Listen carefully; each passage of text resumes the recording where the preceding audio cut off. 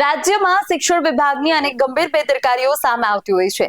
કાં તો શિક્ષણમાં ખામી, શિક્ષણના નામે લૂંટ થતી હોય છે, અથવા તો પેપર ફૂટવા, પરીક્ષાઓમાં ગેરરીતિ આચરવા જેવી અનેક ઘટનાઓ આપણે જોઈ છે. ત્યારે સુરત ખાતેથી ફરી એકવાર શિક્ષણ વિભાગની બેદરકારી અને ગેરવહીવટીનો ચોંકાવનારો કિસ્સો સામે આવ્યો છે, જેનાથી વિદ્યાર્થીઓના ભવિષ્ય પર સવાલ ઉભો થયો છે. આરટી હેઠળના વિદ્યાર્થીઓને બંધ શાળામાં પ્રવેશ આપી દેવાયો હોવાનું સામે આવ્યું છે.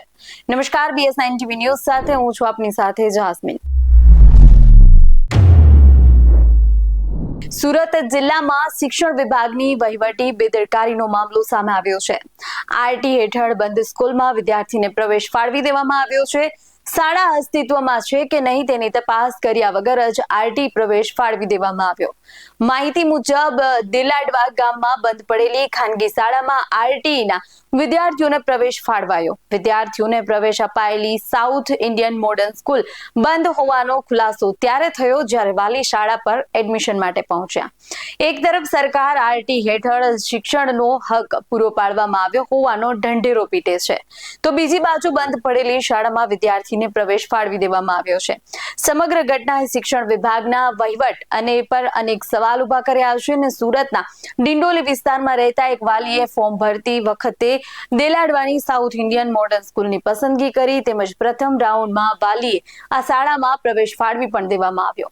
જોકે પ્રવેશ કન્ફર્મ કરાવવા ગયેલા વાલીને સ્થળ પર બેંકના સીલ અને નોટિસ જ મળી આવી હતી. ખાનગી સ્કૂલ દ્વારા સમયસર લોનની ચૂકવણી ન થતા બેંકે સીલ મારી દીધું હતું. બેંકે 1.66 કરોડની રિકવરીની નોટિસ આપી સીલ માર્યું હતું. જ્યારે વાલીઓ સ્કૂલે દાખલા માટે પહોંચ્યા ત્યારે સમગ્ર ભાંડો ફૂટ્યો. સ્કૂલ બંધ થવાની વિગત બહાર આવતા જિલ્લા શિક્ષણ અધિકારીએ તપાસના આદેશ આપ્યા. આરટી હેઠળ દેલાડવા ગામે આવેલ સાઉથ ઇન્ડિયન મોડર્ન સ્કૂલની પસંદગી થઈ, પરંતુ શાળાને સીલ મારી દેવામાં આવ્યો. આ હકીકત બહાર આવતા શિક્ષણ અધિકારીએ તપાસના આદેશ આપ્યા છે. સાઉથ ઇન્ડિયન પબ્લિક સ્કૂલની બાબતો જાણમાં આવતા શાળાની તપાસ કરવામાં આવી છે.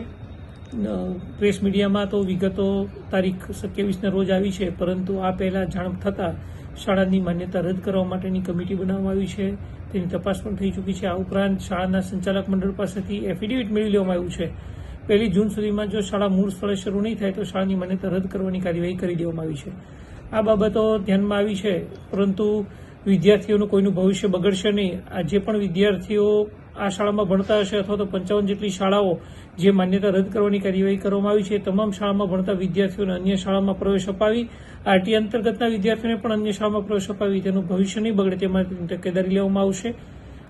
કોઈ પણ વિદ્યાર્થીનું ભવિષ્ય બગડશે નહીં અને આ શાળાની વિરુદ્ધમાં કડકમાં કડક કાર્યવાહી કરવામાં આવશે. આ બાબતની ચકાસણી થઈ રહી છે. CRC દ્વારા આ બાબતોનું વેરિફિકેશન થતું હોય છે, પરંતુ કોના દ્વારા ચૂક થઈ આવી છે તે બાબતની ચકાસણી થયા બાદ આગળની કાર્યવાહી કરવામાં આવશે. CRCની નવી ભરતી થઈને આવ્યા છે, એટલે CRC દ્વારા આની ચકાસણી કરવામાં આવતી હોય છે. તે બાબતે તેના ધ્યાનમાં ન હોય એવું ધ્યાન પર આવેલ છે અથવા તો આવેલું હશે એવું માનવાનું થાય છે. પરંતુ જિલ્લા શિક્ષણ અધિકારી કચેરીના ધ્યાનમાં આવતા ઇન્સ્પેક્ટર દ્વારા માર્ચ મહિનામાં જ નોટિસ આપવામાં આવી છે અને હાલમાં જ શાળા મંડળ પાસેથી એફિડેવિટ લઈ લેવામાં આવ્યું છે, જેથી કરીને શાળાની માન્યતા રદ કરવામાં આવશે. ખૂબ ઓછા વિદ્યાર્થીઓ છે, 50 થી 60 ટોટલ વિદ્યાર્થીઓ અત્યારે 1 થી 8 ની અંદર ભણી રહ્યા હોય એવું છે. આરટી અંતર્ગત 2 થી 3 વિદ્યાર્થીઓ છે જે એને પ્રવેશ લીધેલો છે. સુરત મહાનગરપાલિકામાં આવેલી 78 જેટલી શાળાઓની માન્યતા રદ કરવા માટેની સમિતિઓ બનાવી ચૂક્યા છીએ અને આ શાળાઓની તપાસ થઈ ચૂકી છે. તેના તપાસ રિપોર્ટ પણ 50 થી વધુ આવી ચૂક્યા છે, જેના આધાર પર હવે ટૂંક સમયમાં કાર્યવાહી શરૂ કરવામાં આવશે. જે 78 સ્કૂલ છે તેમાં આ શાળા સામેલ છે ખરી? જી, આ શાળા સામેલ છે. ડીઓએ આ અંગે સ્પષ્ટતા કરી છે કે નવા કર્મચારીની ભૂલના કારણે શાળાની પસંદગી કરાઈ હતી. સુરતના ડીઓ ભગીરથસિંહ પરમારે આ અંગે જણાવ્યું કે શાળાની તપાસ કરવામાં આવી છે. અમને શાળાની બેદરકારીની જાણ થતા શાળાની માન્યતા રદ કરવા માટેની કમિટી બનાવવામાં આવી છે. તેની તપાસ પણ થઈ ચૂકી છે. આ ઉપરાંત શાળાના સંચાલક મંડળ પાસેથી એફિડેવિટ મેળવી લેવામાં આવ્યું છે. 1 જૂન સુધીમાં જો શાળા મૂળ સ્થળે શરૂ નહીં થાય તો શાળાની માન્યતા રદ કરવાની કાર્યવાહી કરી દેવામાં આવશે. તેમણે એમ પણ જણાવ્યું કે આ બાબતો ધ્યાનમાં આવી છે, પરંતુ વિદ્યાર્થીઓનું કોઈનું પણ ભવિષ્ય બગડશે નહીં. જે પણ વિદ્યાર્થીઓ આ શાળામાં ભણતા હશે અથવા તો જે શાળાની માન્યતા રદ કરવામાં આવી છે એ તમામ શાળામાં ભણતા વિદ્યાર્થીઓને અન્ય શાળાઓમાં પ્રવેશ અપાવી દેવામાં આવશે. આરટી હેઠળના વિદ્યાર્થીઓને પણ અન્ય શાળાઓમાં પ્રવેશ અપાવી તેમનું ભવિષ્ય બગડે નહીં તે માટેની તકેદારી લેવામાં આવશે અને આ શાળાની વિરુદ્ધ કડકમાં કડક કાર્યવાહી કરવામાં આવશે। ત્યારે સમગ્ર નિવેદન બાદ અહીં સવાલ એ થાય છે કે આવી સીલ થયેલી શાળાને આરટી હેઠળ પ્રવેશ માટે પસંદ જ કેમ કરવામાં આવી? આ વિશે આપનું શું કહેવું છે અમને કમેન્ટ કરી જણાવજો। આવા જ વધુ અહેવાલો સાથે મળતા રહેશો। તમે અમારી યુટ્યુબ ચેનલને સબસ્ક્રાઇબ કરવાનું, અમને ફેસબુક અને ઇન્સ્ટાગ્રામ પર ફોલો કરવાનું ભૂલશો નહીં। બાકી આવા જ વધુ અપડેટ સાથે મળતા રહેશું। જોતા રહો BS9 TV ન્યૂઝ। નમસ્કાર।